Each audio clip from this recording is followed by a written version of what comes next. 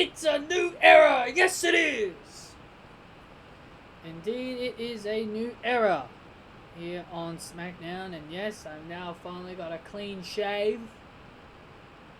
But welcome everybody to this edition of SmackDown. We're going to be discussing what happened on SmackDown this week. The season premiere of SmackDown on Fox. So, let's talk about what went down. Stephanie McMahon and Triple H, they started off the show introducing some of the new faces on SmackDown, and then an all-out brawl just ended up happening later on between all the superstars, except for the females. We didn't even see any of the females brawling, but it just felt like all the girls just was just like, yeah, we're out of here. We don't want to deal with all this stupid brawling shit. But yeah, that happened. And then we had Lars Sullivan come out and just obliterate everybody. And then we led into a match between Jeff Hardy and Lars Sullivan. Lars Sullivan ended up winning this match with a freak accident.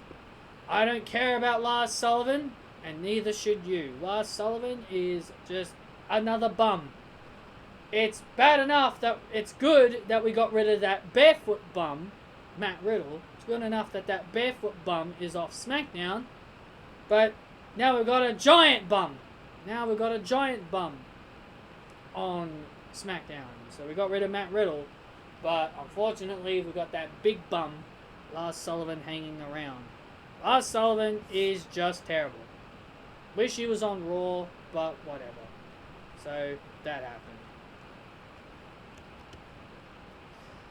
Then we had a video package showcasing Bianca Belair. That was definitely a lot better than the crap that they had her do on Raw.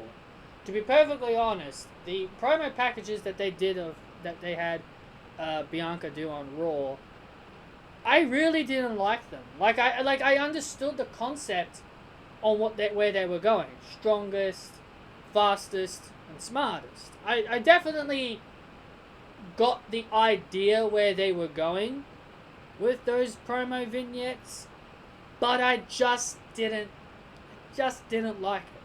I just didn't like seeing, Bianca just humiliating a bunch of random people. It just felt silly. It just felt silly seeing what they were doing with her on Raw. And the fact that they gave her a much better, well done promo video actually showcasing her, to me, it just felt better just to see that showcase video of Bianca Belair on SmackDown. It just felt better, and I liked it. I just thought it was a lot better and better presented, in my opinion. So, I definitely did enjoy Bianca Belair. I did enjoy Bianca Belair's little promo. I'm not the biggest Bianca Belair fan, but, she's growing on me. She's growing on me a little bit. But I'm definitely looking forward to see what she can do. She hasn't had many matches on the main roster to really make me be convinced. And don't get me wrong, I have seen some of her matches in NXT. But, I didn't really think she was a big deal back then. But, things can change over time. Things can definitely change over time. So we had the New Day.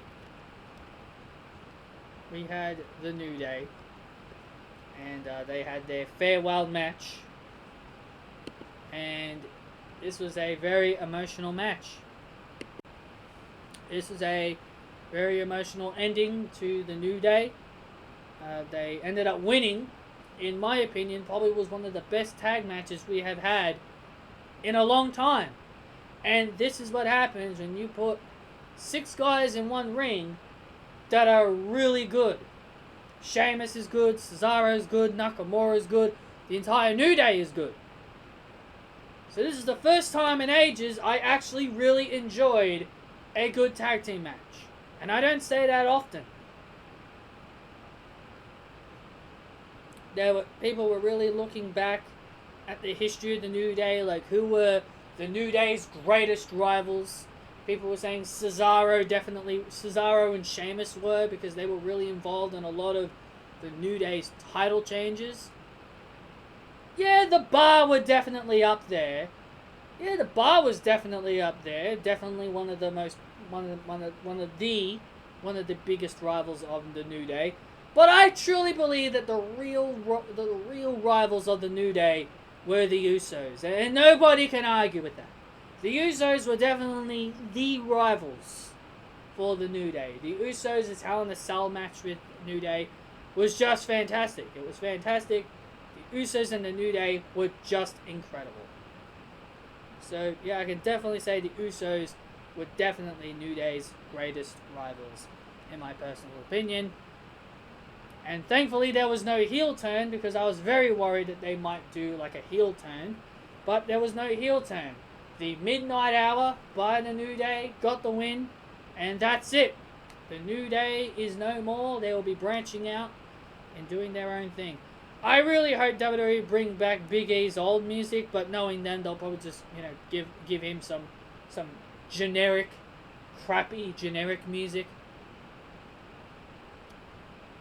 And the New Day will be going off on over to Monday Night Raw. So, yeah. Really enjoyed this tag team match. I really enjoyed it. I thought it was really good. And that's really all I gotta say, really. I thought it was really good. So then we had the return of Daniel Bryan. We've been wondering where Daniel Bryan has been for the longest time. And Daniel Bryan has returned. Steps into the Thunderdome for the first time. Brie Bella was in the Thunderdome. Probably just for that segment. And she was probably like, all right, Birdie, Daddy's gone. We'll get off the Thunderdome. I could definitely see her being that kind of person. Like, she would just tune in to watch Daniel Bryan, and then she'd just turn it off. Can definitely see her being one of those people. But then we had the not anymore Monday Night Messiah. We now had our SmackDown Savior make his first appearance on SmackDown, and WWE needs to fix his little graphics, because it still says Monday Night Messiah on it. You need to fix those graphics there, WWE. Either change it to SmackDown Savior or the Friday Night Messiah. But Seth Rollins came out. He confronted Daniel Bryan, and they started having a brawl, which led to the Mysterio family coming out. Daniel Bryan ended up leaving. Buddy Murphy ended up coming out. He's now against Seth Rollins.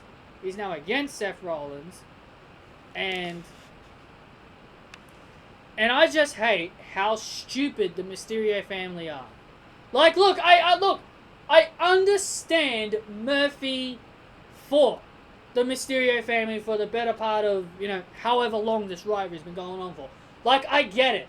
Like, some people may say, oh, long-term storytelling. Why would they trust the one guy that they've been feuding with for so long? But you gotta understand, he's not doing anything to harm Aaliyah. Murphy hasn't done anything to hurt Aaliyah, so why should Ray and Dominic be concerned about what... Like, yeah, I get the storytelling. I get that they don't want to trust him for everything that has happened in the past, but that's the past. You gotta look past the past. The past is the past. What Murphy has done in the past is the past. When you have people who refuse to let the past go, in my opinion, it's just stupid. What Murphy did to the Mysterio family was in the past. Gotta move on. You gotta move on from the past. You gotta let things go. Murphy no longer serves the Monday Night Messiah. He no longer serves Seth Rollins. I should not call him the Monday Night Messiah anymore. See what happens when you're so used to him on one show. He's now on a new show. This is the first time we're talking about Seth Rollins on a SmackDown show. Murphy no longer serves the SmackDown Savior. He no longer serves him. I know they're transitioning Buddy Murphy into a babyface, and that's great. It's great that WWE are willing to do that. But I'm just saying, sometimes you just gotta let the past go. Sometimes you just gotta let the past die. Sometimes the past has to die. Honestly. But yeah, Murphy attacked Seth, and and Ray and Dominic walked away from Murphy when he stuck his hand out because he wanted to extend an olive branch and wanted forgiveness. But the Mysterios didn't do that. No Aaliyah. No Aaliyah this week. I'm surprised Aaliyah didn't get all upset at Ray and Dominic for not trusting Murphy. But to be perfectly honest, I would rather Murphy away from Aaliyah and just focus on Seth Rollins. And he hasn't done anything to hurt her either, so I don't know why Ray and Dominic are so stuck in the past.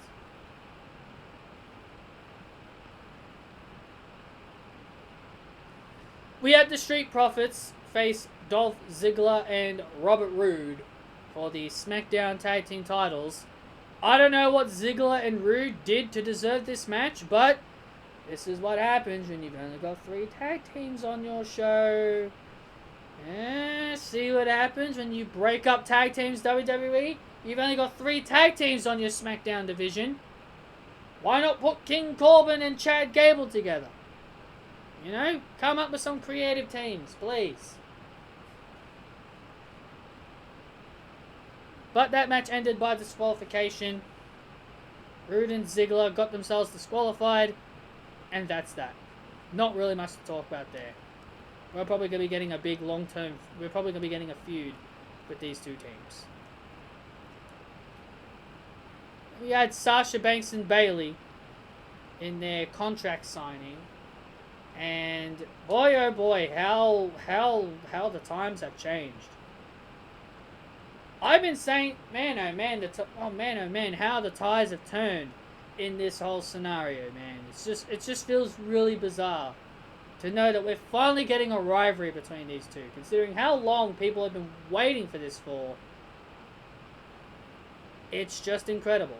It's just incredible that WWE have finally decided to do it. But either way, Bayley was bragging about how she's been the champion for over a year, how she did it all by herself, which isn't true.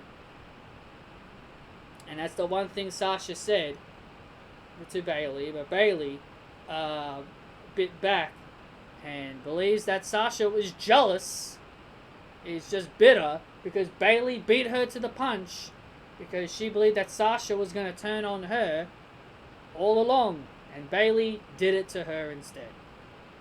And then Sasha went on and delivered a passionate promo like she always does. Sasha is one of the best promos in WWE. There is no person that you can say can cut a better promo than Sasha Banks. Sasha Banks went on and said that she never intended, she never wanted to turn on Bayley. She said, we are best friends. Best friends never turn on each other. And she said, if I was to turn on you, I would have done it years ago. But I stayed loyal to you. Best friends stay loyal. They don't turn on each other. And then Sasha went on, talked about their history in NXT, the history they had when they were on Raw, and then the tag team titles. And then Sasha proceeded to say that you've only been champion for a whole year is because of me. Huh. Who said... I remember a certain someone saying that exact same thing back in May. I believe she was the NXT Women's Champion at that time, and I believe her name was Charlotte. Charlotte said the exact same thing back then. Remember that segment with Charlotte, Sasha, and Bayley? I think it was around May. And then Charlotte said that Bayley is the SmackDown... The only reason why Bayley is the SmackDown Women's Champion is because of who? Sasha Banks. Charlotte said the exact same thing back then. Oh, how the tides have turned! It seems like Sasha Banks has now. It's like everything that has happened to her in the past this year. It's like everything that has happened to Sasha this year alone. It's like ever since Bayley turned on her, it's like a light. It's like a switch just turned on in her head, and she remembered what Charlotte said, and she was like, you know what? Charlotte was right. I was the only reason why Bayley was the SmackDown Women's Champion. I am my own woman. I'm not an afterthought. Because those are all the things that Charlotte told Sasha. Are you your own woman? Or are you happy being an afterthought? And it's like everything that's happened to Sasha this year. It's like she's woken up and she's realized all this. No stamp. No legit boss stamp.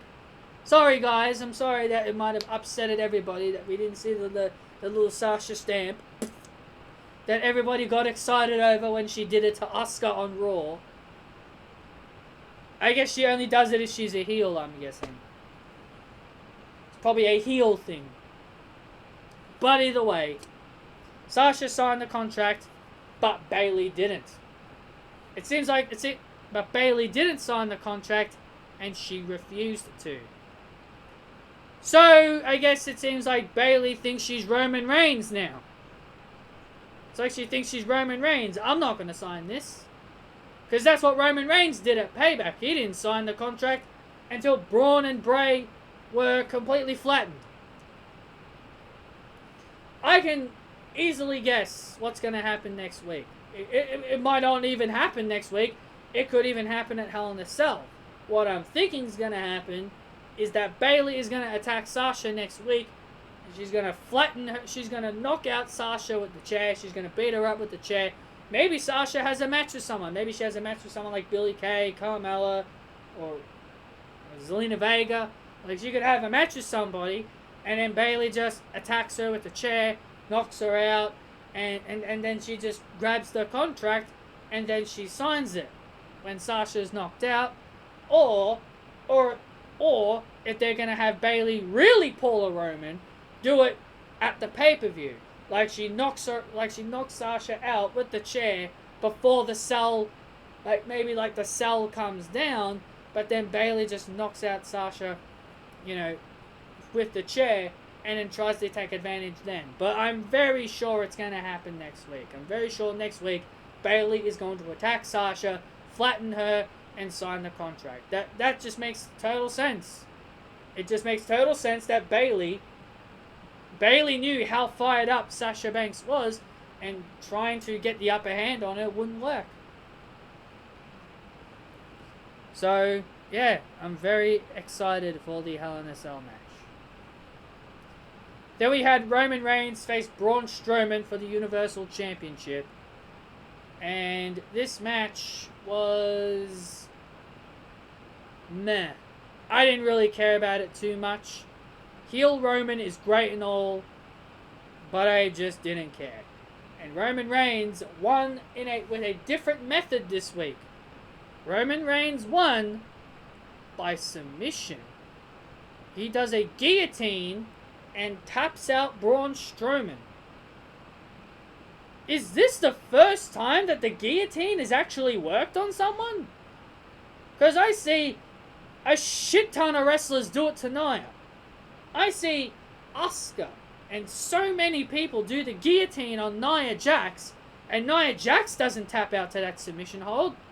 I've seen so many women do it to Nia, and Nia never taps out to the guillotine. But Roman does the guillotine to Braun Strowman. Braun Strowman can't escape it. I guess this just proves you need to be a big and strong to tap out Braun Strowman.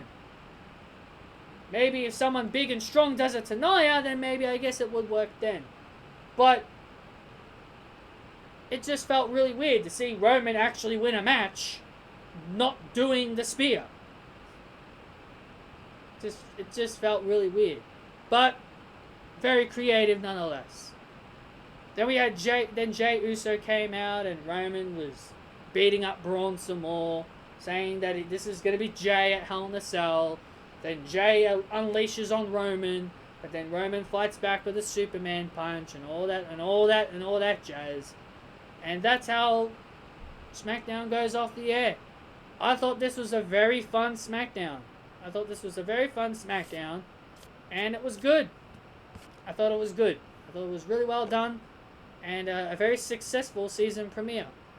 And we'll be definitely seeing that season premiere on Raw as well. So there you go, guys. That is my SmackDown review. Hope you guys enjoyed it. Hit that thumbs up. Comment your opinions down below. What did you think of the show? Subscribe if you haven't done so. And I will see you all next time.